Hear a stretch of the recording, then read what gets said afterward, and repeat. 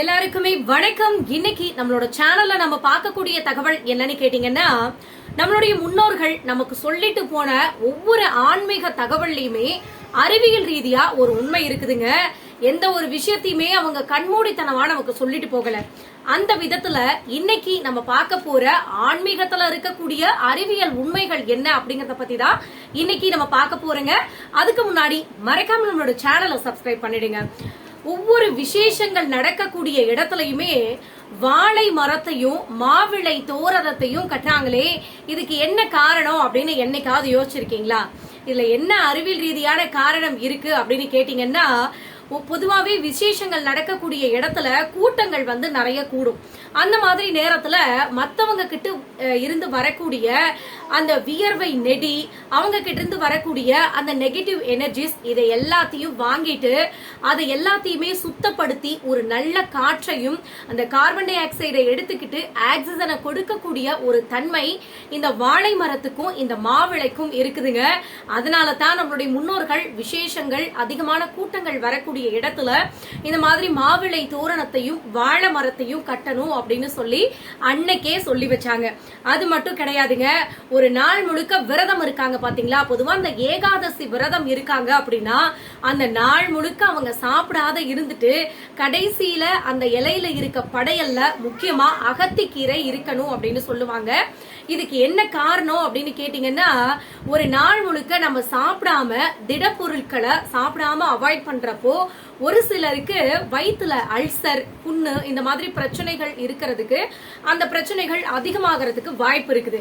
அதனால தான் அந்த நாள் முழுக்க விரதம் இருந்து கடைசியில படையல்ல நாம அகத்திக்கீரையை சாப்பிடுறப்போ அந்த வயிற்று புண், அந்த பிரச்சனைகளை எல்லாத்தையும் சரி பண்ணக்கூடிய ஒரு மிகப்பெரிய அருமருந்து அப்படின்னா அது இந்த அகத்திக்கீரை தாங்க.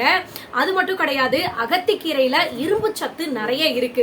அதனால அந்த நாள் முழுக்க விரதம் இருக்கிறவங்களுக்கு ஒரு நல்ல ஸ்ட்ரென்த் வேணும் இல்லைங்களா. அதனால தான் அந்த காலத்திலேயே இந்த மாதிரி அகத்திக்கீரையை சேர்த்துக்கணும் அப்படின்னு சொல்லி நம்மளுடைய முன்னோர்கள் சொல்லி வச்சாங்க. அது மட்டும் கிடையாதுங்க, இந்த வெள்ளி செவ்வாய் கிழமையில நம்மளுடைய வீட்டுல தூபம் போடுறாங்க பாத்தீங்களா, அந்த சாம்பிராணி புகை, அது ஏன் போடுறாங்க அப்படின்னு என்னைக்காவது யோசிச்சிருக்கீங்களா?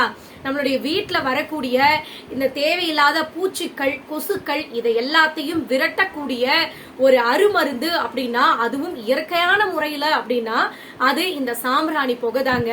அதனால நம்ம வீட்டுக்கு தேவையில்லாத ஏதாவது பூச்சிகள் வந்தா கூட அது வெளியில போயிடும் அப்படின்னு சொல்றாங்க. அது மட்டும் கிடையாதுங்க, இந்த சாம்பிராணி புகையை ஏத்தி வச்சு நம்மளுடைய வீட்டுல புகை போடுறப்போ அது ஒரு பாசிட்டிவ் வைப்ரேஷனையும் நமக்கு கொடுக்கும்.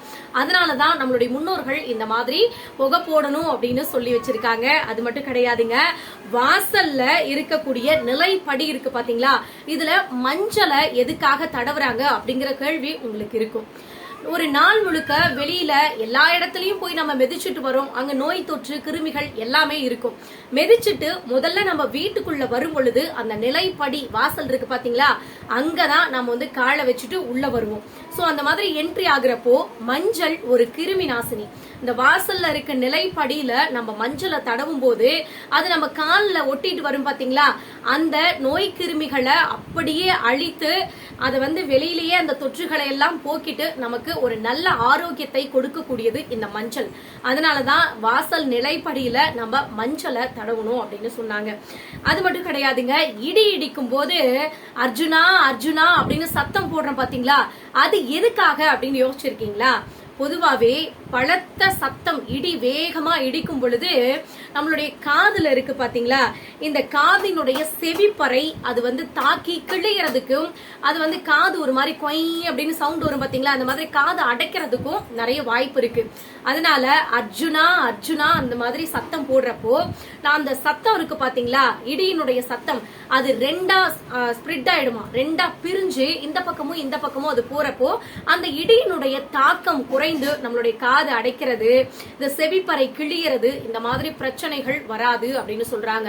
அதனாலதான் அந்த காலத்திலேயே இடி இடிக்கும் பொழுது அர்ஜுனா அர்ஜுனா அப்படின்னு கத்தணும் அப்படின்னு நம்மளுடைய முன்னோர்கள் நமக்கு சொல்லி வச்சிருக்காங்க. அது மட்டும் கிடையாதுங்க, நகத்தை கடிச்சோம் அப்படின்னாவே வீட்டுல தரித்திரம் பிடிக்கும் அப்படின்னு சொல்லுவாங்க. ஏன் இப்படி ஒரு சொன்னாங்க அப்படின்னு கேட்டீங்கன்னா, நகத்தினுடைய அந்த இடுக்கு இருக்கு பாத்தீங்களா, இதுல நிறைய அழுக்குகள்லாம் இருக்கும். இதை நம்ம கடிக்கிறப்போ அந்த அழுக்குகள் நம்மளுடைய வயிற்றுக்குள்ள போய் நிறைய நோய் தொற்றுகள் கிருமிகளை அது உற்பத்தி பண்ணி பிரச்சனைகளை ஏற்படுத்துறதுக்கு வாய்ப்பு இருக்குது. அதனாலதான் நம்மளுடைய முன்னோர்கள் நகத்தை கடிக்க கூடாது அப்படின்னு சொன்னாங்க. அது மட்டும் கிடையாதுங்க, நகத்துணுக்கு இருக்கு பாத்தீங்களா, நம்ம கடிக்கிறப்ப குட்டி குட்டியா இருக்கு பாத்தீங்களா, அது வந்து நம்மளுடைய வயிற்றுக்குள்ள போனுச்சு அப்படின்னா அதுவும் ஏகப்பட்ட பிரச்சனைகளை ஏற்படுத்துறதுக்கு வாய்ப்பு இருக்கு. அதனாலதான் நம்மளுடைய முன்னோர்கள் நகத்தை கடிச்சா வீட்டுல தரித்திரம் பிடிச்சுக்கும் அப்படின்னு சொல்லி வச்சாங்க. அதுக்கப்புறம் உச்சி வெயில்ல கிணத்தை எட்டி பார்க்க கூடாது அப்படின்னு சொல்லுவாங்க. ஏன் இப்படி சொன்னாங்க அப்படின்னு யோசிச்சிருக்கீங்களா? உச்சி வெயில்ல சூரியனுடைய ஒளி நேரடியா கிணத்துக்குள்ள விழுவும். அந்த நேரத்துல ஒரு விதமான வேதியியல் மாற்றம் ஏற்படும். இந்த நேரத்துல நம்ம கிணத்தை எட்டி பாக்குறப்போ அந்த அந்த கிணத்துல இருக்கும் பாத்தீங்களா, அந்த வேதியியல் மாற்றம், இதுல இருந்து வரக்கூடிய அந்த எனர்ஜி வந்து நம்மள மயக்கமடைய செய்யறதுக்கு வாய்ப்பு இருக்கு. இதனால நம்ம கிணத்துல இருந்து கீழையும் தவறி விழுகிறதுக்கு வாய்ப்பு இருக்குதுங்க. அதனாலதான் அந்த காலத்திலேயே நம்மளுடைய முன்னோர்கள் உச்சி வெயில்ல நம்ம கீழே கிணத்தை எட்டி பார்க்க கூடாது அப்படின்னு சொல்லி வச்சாங்க. அதே மாதிரி இன்னொரு விஷயம் என்னன்னா, வடக்கு பக்கமா தலை வைத்து படுக்க கூடாது அப்படின்னு சொன்னாங்க. இதை ஏன் சொன்னாங்க அப்படின்னு கேட்டீங்கன்னா, நம்ம புவியினுடைய மைய பகுதியில இருக்கக்கூடிய அந்த காந்த விசை வடக்கு தெக்குன்னு ரெண்டு பக்கமா தான் இயங்குது.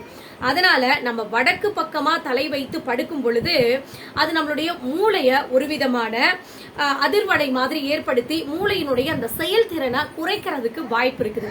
அதனால தான் வடக்கு பக்கமா தலை வைத்து படுக்க கூடாதுன்னு நம்மளுடைய முன்னோர்கள் சொல்லி வச்சாங்க. அது மட்டும் கிடையாதுங்க, கோவிலை விட உயரமா நாம வீடு கட்டக்கூடாது அப்படின்னு அந்த காலத்துல சொன்னாங்க. ஏன் இப்படி சொன்னாங்க அப்படின்னு கேட்டீங்கன்னா, அந்த காலத்துல எல்லாம் இடி தாங்கி இந்த மாதிரியான கருவிகள்லாம் கிடையாது. கோவில் கோபுரத்துல இருக்கக்கூடிய அந்த கலசம் இருக்கு பாத்தீங்களா, இது இடி வேகமா வரக்கூடிய அந்த இடிய வாங்கி கீழே அந்த இடியை இறக்கி விடக்கூடிய அந்த சக்தி வாய்ந்தது இந்த கலசம். அதனால பக்கத்துல இருக்கக்கூடிய கூரைகள் இதெல்லாம் வந்து பாதிப்படையாது. அதனால தான் அந்த காலத்துல வந்து கோவில் கோபுரத்துக்கு மேல நம்ம வந்து வீடு கட்டக்கூடாது அப்படின்னு நம்மளுடைய முன்னோர்கள் சொல்லி வச்சாங்க. அது மட்டும் கிடையாதுங்க, வீட்டு வாசல்ல முருங்கை மரம் வைத்தால் அது வீட்டுக்கு ஆகாதுன்னு நம்மளுடைய முன்னோர்கள் சொன்னாங்க. ஏன் இப்படி சொன்னாங்க அப்படின்னு கேட்டீங்கன்னா, இந்த அடர்த்தி குறைந்த மரம் இருக்கு பாத்தீங்களா, அதுல ரொம்ப மெல்லிசா இருக்கக்கூடிய மரம் அப்படின்னா அது இந்த முருங்கை மரம் தான். இந்த முருங்கை மரம் நீங்க சாதாரணமா தொட்டிங்கனாவே படக்குன்னு உடைஞ்சுக்கும். சோ அந்த நேரத்துல நம்ம வீட்டுல இருக்கக்கூடிய குழந்தைங்க யாராவது போயிட்டு முருங்கை மரத்துல ஏறி கையை காலை உடைச்சுக்குவாங்க அப்படிங்கறதுக்காக தான் நம்மளுடைய முன்னோர்கள் முருங்கை மரத்தை வீட்டுக்கு முன்னாடி வச்சா அது நம்மளோட வீட்டுக்கு ஆகாது அப்படின்னு ஒரு விஷயத்த சொல்லி வச்சாங்க. சோ இது அது மட்டும் கிடையாதுங்க, கம்பளி பூச்சி இருக்கு பாத்தீங்களா, அது நிறைய இந்த முருங்கை மரத்துக்கு தான் வந்து முருங்கை மரத்தினுடைய அதாவது ஒரு புகலிடம் அப்படின்னு கூட சொல்லலாம். கம்பளி பூச்சியினுடைய புகலிடம் அப்படின்னு கூட இந்த முருங்கை மரத்தை சொல்லலாம். அந்த அளவுக்கு நிறைய கம்பளி பூச்சிகள் இந்த முருங்கை மரத்துல இருக்கும். சோ அதனால தான் நம்மளுடைய முன்னோர்கள் இந்த மாதிரி சொல்லி வச்சாங்க. சோ நம்மளுடைய முன்னோர்கள் எந்த ஒரு விஷயத்தையுமே கண்மூடித்தனமா மூட நம்பிக்கையா சொல்லலைங்க. சாதாரணமா இதெல்லாம் நம்ம சொன்னோம் அப்படின்னா மக்கள் ஏத்துக்க மாட்டாங்க அப்படிங்கறதுக்காக தான் இதுல ஆன்மீக ரீதியா ஒரு விஷயத்தை வச்சு இதை இப்படித்தான் செய்யணும் அப்படின்னு சொல்லி நம்மள நம்ப வச்சிருக்காங்க. சோ இந்த ஒரு தகவல் உங்களுக்கு பயனுள்ளதா இருந்துச்சு அப்படின்னா மறக்காம நம்மளோட சேனலை சப்ஸ்கிரைப் பண்ணுங்க, கமெண்ட் பண்ணுங்க, ஷேர் பண்ணுங்க. நன்றி, வணக்கம்.